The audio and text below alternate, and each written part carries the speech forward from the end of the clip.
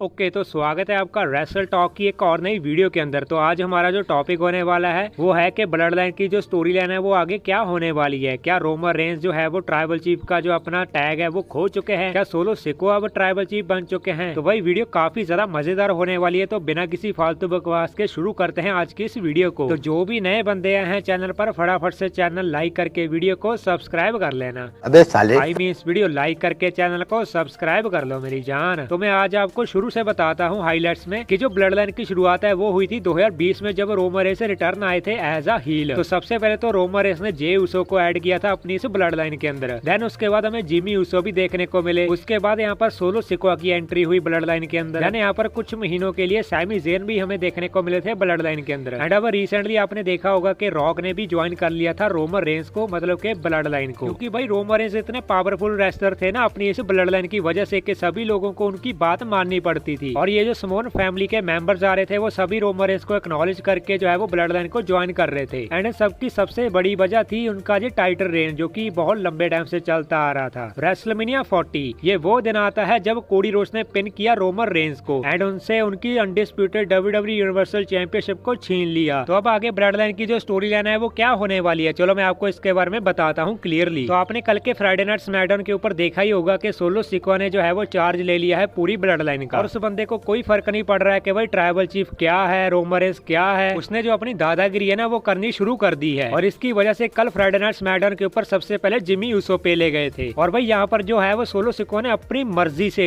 उसने पॉल एमन से नहीं पूछा, रोमन रेंज से नहीं पूछा, भाई उस बंदे ने अपनी मर्जी से जो है वो टामा टोंगा को अपनी ब्लड लाइन के अंदर अपनी टीम के अंदर ऐड कर लिया है। तो यहाँ से एक स्पेकुलेशन निकल कर आ रही है कि अब आपको ब्लड लाइन जो है वो फेस देखने को मिल सकती है नेक्स्ट टाइम जब टामा टोंगा और सोलो सिकोआ पीट रहे होंगे जिमी ऊसो को। तो उस टाइम पर भाई जे ऊसो फाइनली निकल कर आएंगे जो कि अपने भाई जिमी ऊसो को सेव करेंगे। और इस तरह से जो है वो जिमी ऊसो अपने भाई जे ऊसो को ज्वाइन कर लेगा एंड ये जो टीम है ना ये इनकी फेस टीम बन जाएगी। एंड इस तरह से हमें ऊसोस का फिर से रीयूनियन देखने को मिल जाएगा। देन यहाँ पर जो है वो रियल ट्राइबल चीफ मतलब के रोमन रेंज की एंट्री होगी एंड वो आकर भाई सोलो सिकोआ को देखेंगे कि भाई ये तो अपनी दादागिरी कर रहा है, ये अपने आप को ट्राइबल चीफ बोल रहा है, ये ब्लड लाइन को लीड कर रहा है। तो यहाँ से क्या होगा कि रोमन रेंज जो है वो टर्न करेंगे सोलो सिकोआ के ऊपर एंड इस तरह से जो रोमन रेंज है वो फेस सुपरस्टार बन जाएंगे। वहीं पर जो सोलो सिकोआ है वो तो भाई अपना नेक्स्ट लेवल पर पहुंच जाएंगे हील कैरेक्टर में। तो इस तरह से जो रोमन रेंज है वो अपने भाइयों मतलब के पुरानी वाली ब्लड लाइन जिमी ऊसो और जे ऊसो के साथ थी जो वो हमें फिर से बनती हुई दिखेगी। लेकिन इस बार जो इनकी टीम होगी वो एज अ फेस होगी और हमें डब्ल्यूडब्ल्यूई के अंदर दो ब्लड लाइन बनती हुई दिखेंगी, जिसमें एक तरफ तो सोलो सिकोआ होंगे अपने टामा टोंगा और जेका फाटू के साथ और दूसरी ओर यहाँ पर रोमन रेंज की ब्लड लाइन होगी जिसके अंदर ऊसोस होंगे मतलब के Jimmy Uso and Jey Uso. और इस तरह से हमें फिर से एक बार ब्लड लाइन सिविल वॉर देखने को मिलेगा इन सब के बीच और ये लीड करेगा Roman Reigns versus solo Sikoa के मैच की, और जिसका कि हम काफी लंबे टाइम से वेट करते आ रहे हैं कि भाई कब होगा इनका मैच, कब होगा इनका मैच। और एक बात मैं आपको और बता देता हूँ कि भाई सोलो सिकोआ को आप लाइटली बिल्कुल भी मत लेना, क्योंकि अब तक जो सोलो सिकोआ था वो अलग था जो कि हारता रहता था। लेकिन अब जो सोलो सिकोआ की बुकिंग होने वाली है ना वो इतनी नेक्स्ट लेवल पर होने वाली है कि मतलब वो पूरी स्मैकडाउन को लीड करने वाले हैं जैसे कि रोमन रेंज करते थे अपने टाइम के ऊपर। मतलब कि इनडायरेक्टली बहुत ज्यादा स्ट्रॉन्ग दिखाने वाली है डब्ल्यूडब्ल्यूई सोलो सिकोआ को, क्योंकि भाई सोलो सिकोआ को डब्ल्यूडब्ल्यूई जो है वो रोमन रेंज के सामने खड़ा करने वाली है। और सबसे इंटरेस्टिंग बात इस स्टोरी लाइन के अंदर ये है कि पॉल एमन भाई क्या करने वाले हैं जब रोमन रेंज आएंगे। क्या वो अपने रियल ट्राइबल चीफ मतलब के रोमन रेंज के साथ आएंगे या फिर वो स्टिल सोलो सिकोआ के साथ रहेंगे जो कि उनको जबरदस्ती अपने साथ रख रहे हैं अपनी पावर की वजह से। और मैं आपको अभी से ही बता देता हूँ कि डब्ल्यूडब्ल्यूई अब जो सोलो सिकोआ को पुश देने वाली है ना वो सबसे बड़ा पुश होने वाला है अब सोलो सिकोआ का। मैं आपको भाई क्लियर बता देता हूँ कि भाई डब्ल्यूडब्ल्यूई जो है वो कोडी रोड्स के ऊपर बिल्कुल भी भरोसा नहीं कर सकती, क्योंकि भाई कोडी रोड्स उस चैंपियनशिप को उस लेवल पर तो बिल्कुल भी नहीं लेकर जा सकते जिस लेवल पर रोमन रेंज उसको रख रहे थे।